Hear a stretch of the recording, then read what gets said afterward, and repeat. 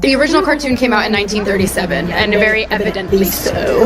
There's a big focus on her love story with a guy who literally stalks her.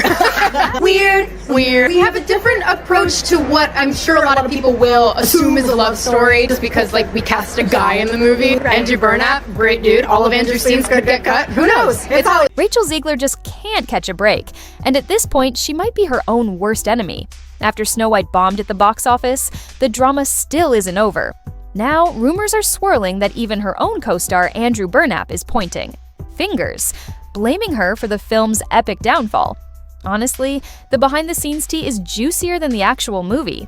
So buckle up, because today we're diving into how Rachel Zegler went from Disney darling to Hollywood's black sheep, and why Disney is allegedly scrambling to cut ties. This girl does not deserve a feature-length film. You want to trash that legacy? That company that now Disney has screwed up the last 5 years trying to please a small percentage of minorities in America? Yeah, we're sick of it. So the more you do this, Disney, Iger, Zegler, whatever her name is, yes, this is exactly the backlash you're going to get from parents who have kids who are your customers. You're supposed to win parents over. You're talking to kids, the parents pay for the tickets. You have to be a dummy as a marketer. If I'm Bob Iger, you know what we're doing? Emergency meeting. We're putting Snow White on hold for 2 years, and guess what? Pay her a couple $1,000,000, go away. We're gonna bring another person to play this role because you just screwed this thing up. Now, after a shocking opening week for Rachel Zegler and her flop of a movie, many people assumed the numbers would slowly start to climb, hoping that more fans would show up to support the so-called beloved classic. But oh, were they wrong? From bad to worse for Snow White, and it's shaping up to become one of the biggest bombs of all time. In a new low for Disney, Snow White just set a record, and not the kind anyone wants. The film stumbled hard in theaters, suffering a brutal 66% drop in box office sales just 1 week after release. That kind of nosedive, it's practically unheard of for a Disney film. Snow White remake is now one of the lowest rated films in IMDb history. This is such a poor reception for a Disney princess movie, and I'll be surprised if it even has a 1-star tomorrow, because the bad reviews keep pouring in by the... Y'all, this drop-off was even worse than Dumbo back in 2019, officially making Rachel Zegler's Snow White the worst week 2 drop of any Disney live-action remake ever. And while this disaster was unfolding, Rachel, in a desperate attempt to save her career, decided to try and hype up the movie herself. But instead, she ended up making herself the laughingstock of Hollywood. As box office numbers kept crumbling, Rachel went to see the movie in theaters with her friends. But to her surprise, when they showed up, the place was completely empty. The whole thing was caught on her friend's Instagram story. She filmed herself shouting Rachel's name as it appeared on screen in a nearly deserted theater. That clip sparked a trend of people filming themselves watching Snow White in theaters, and in almost every single video, the cinemas are basically empty. Now, this all started a trend of people filming themselves seeing Snow White in theaters, and in almost every video, the cinema is almost always empty. Wow, people love me.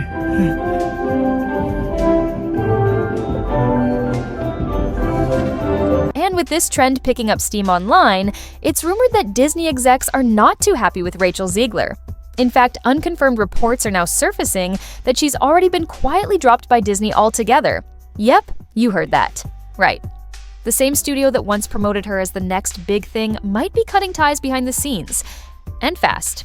Apparently, Rachel Zegler is suing Disney Studios for wrongful termination and also discrimination. I literally don't understand what's going on. Rachel just needs to sit down. Like this says, rumor has it, Rachel Zegler might be suing Disney and others for canceling some of her Snow White press tour due to all the controversies. Bro, before the movie even came out, she was talking about how she wants to bring up the woman in this movie and how there's not going to be a prince. And so I understand, like, Disney saying, like, you did so much in this press tour that did not help us in any way and actually negatively affected our movie. So, I mean, honestly... Now, a lot of people were anticipating that this movie would be a big deal for them, one of them being Rachel's fellow cast member, Andrew Burnap.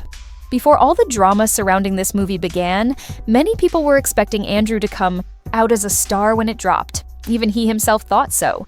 While speaking with People magazine, he said, "I remember I auditioned for it, put something on tape, and sent it off."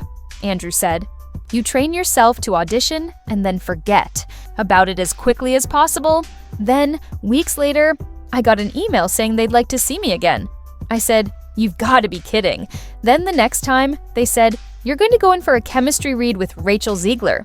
And the minute I got the phone call that I got the job, I remember I was outside and I sat down on the ground and thought, wow, my life is really going to change from here. And it certainly has. And change it did. But it's not the change Andrew wanted. You see, even before the movie finished its production, Rachel had already begun destroying Andrew's hard work, and even his character in the movie. During the press tour, many got the impression that Rachel felt she was the Snow White Messiah, and that she was too good for the role. Literally every chance she got, she took the opportunity to throw shade on the original movie and Andrew's character, calling it outdated.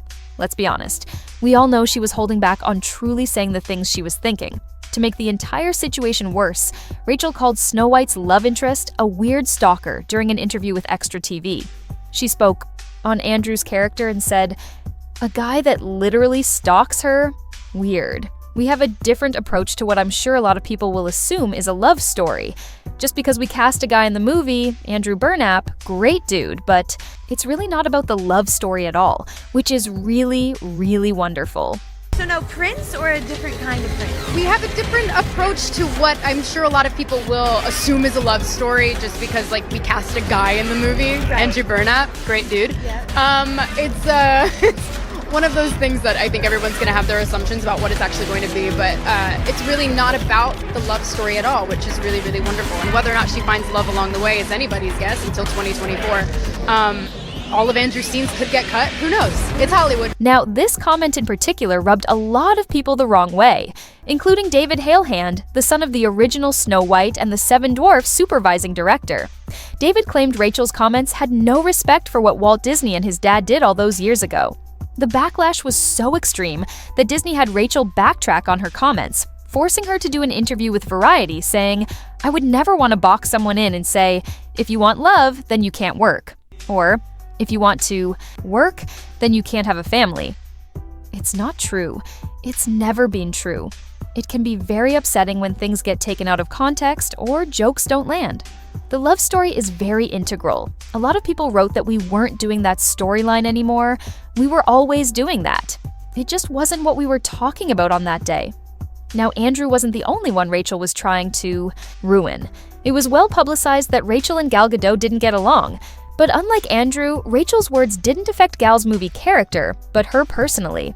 You see, back in August 2024, Zegler took to X to share her support for Palestine in a post tied to the Snow White trailer. Now, we all know politics is a very strong and extremely divisive topic, and in this case, it was no different. Gal Gadot used to serve in the Israeli Defense Forces under the country's compulsory military service laws, and has previously voiced her support of Israel amid the Israel-Palestine conflict. Surprise, surprise, this didn't go down well. Behind the scenes, that tweet from Zegler sent shockwaves at Disney. Many people involved in the production of the movie were completely confused as to why Rachel decided to use the promotion of their movie to promote such a strong political statement.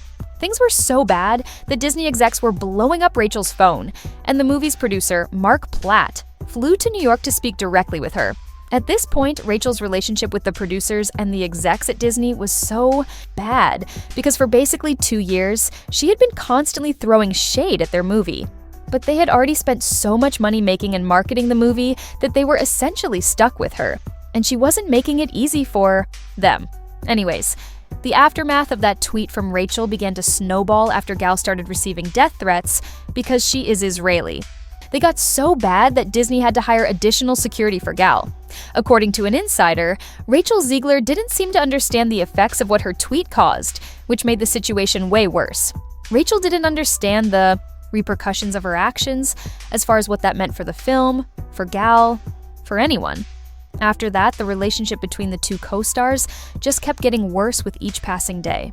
This was extremely difficult for Disney because they required the two of them to promote the movie, but in the few times they did, it was clear those two had nothing in common. Even during the premiere of the movie, the two seemed like they went out of their way to avoid each other. And during the European premiere of the movie in Spain, Gal Gadot didn't even show up. $70 million on the film, the studio opted for a small LA premiere held Saturday in the middle of the day with limited press. Zegler greeted children dressed as Snow White She was not at Disneyland on Sunday, where Gal Gadot promoted the film, surrounded by children dressed as her character, the Evil Queen. Now, it doesn't help that the two have a huge age gap, and Gal is a mother of 4, while Rachel is an upcoming actress, so they have nothing to bring them together. Well, they had this movie, and it was a disaster. Another source who spoke to People magazine gave an inside look as to just how weird things were between the two co-stars. Gal is annoyed by the movie drama. She enjoyed filming, was fine with Rachel, but they are not friends. They have nothing in common. They did a job together, and that's it. According to another source, Gal did not see eye to eye with Rachel. Gadot doesn't see eye to eye with Zegler when it comes to such comments. Gal's attitude is that you don't criticize and cause drama for a project you signed on to do. She just doesn't get it. And they weren't wrong, because the Gadot drama aside, Rachel just kept making life more difficult for people at Disney. In the midst of all the drama with Gal, she also began beefing with Trump and his supporters. Rachel hopped on Instagram and went all the way off. In one post, she wrote, "May Trump supporters and Trump voters and Trump himself never know peace." But she didn't stop there. She went on a full-blown rant, calling Trump's followers a deep, deep sickness and dragging them for subscribing to a false sense of security, masculinity, intelligence, patriotism, and humanity. And to top it all off, she ended with a bold F Trump. Now you already know the internet exploded after that. The MAGA crowd came for her neck, demanding that Disney fire her from the upcoming Snow White movie. If they didn't, they threatened to boycott the film altogether. Y'all, Disney had had enough of Rachel. They didn't know what to do with her because she was basically telling half of their potential audience not to even bother to come and see their movie. They even flew out the movie's producer again so he could have a one-on-one with Rachel to get her under control because she was sabotaging them hard. After a series of back and forth, Disney turned to a social media guru to try and get Rachel under control. After that, Rachel issued an apology saying, "Hi everyone, I would like to sincerely apologize for the election post I shared on my Instagram last week. I let my emotions get the best of me. Hatred and anger have caused us to move further and further away from peace and understanding, and I am sorry I contributed to the negative discourse." She continued, "This week has been emotional for so many of us, but I firmly believe that everyone has the right to their opinion, even when it differs from my own. I'm committed to contributing positively toward a better tomorrow." Now, after all this drama, Rachel is paying seriously for seemingly the inability to hold her tongue, which might have just cost her her career. But what do you all think?